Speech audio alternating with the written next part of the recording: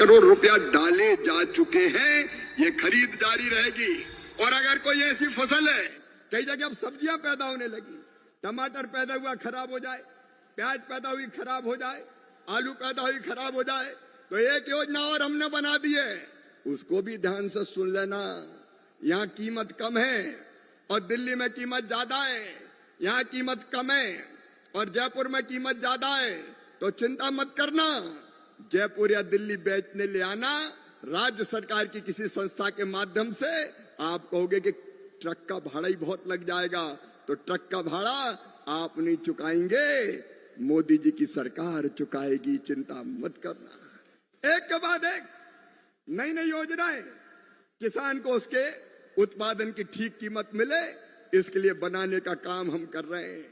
और बहनों भाइयों, किसान लूट से बच जाए, इसके लिए नकली खाद, नकली पेस्टिसाइड, मुख्यमंत्री जी एक बिक रहा था स्टूबलाइन, जैव उत्तेजक, 30,000 दवाइयां बिक रही थी, 30,000 दवाइयां, कोई लाइसेंस नहीं, कोई वैज्ञानिक परीक्षण नहीं, लेकिन बिक रही थी।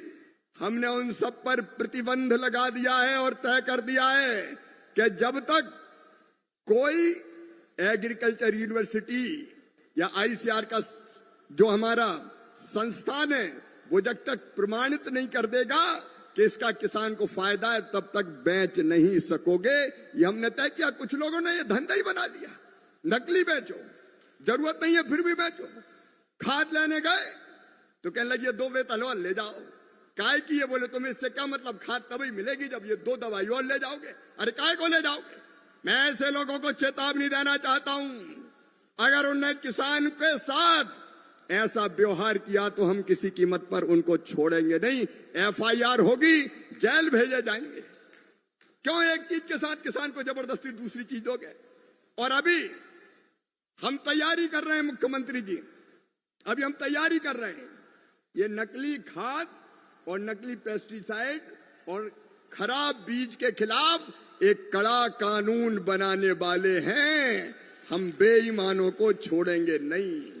ये मोदी जी की सरकार है, लगातार उस दिशा में किसान भाइयों काम चल रहा। और एक बात और देश के किसान सुन लें, आज मैं मुख्यमंत्री जी से भी कह रहा था, भगवान न करे कभी बीमारी कोई अपनी फसलों में लगे, लेकिन कई बार जैसे सोयाबीन में एलो मोजिक लग गया, कभी दूसरी बीमारी आ गई, तो सुनो मेरे भाइयों, एक तो तुरंत खबर करना, एक तो हम फोटो खींच के भी उस फसल की आप भेजेंगे पत्तियों की, तो उस पर भी वैज्ञानिक आपको दवाई बताएंगे कि फलानी दवाई डालो।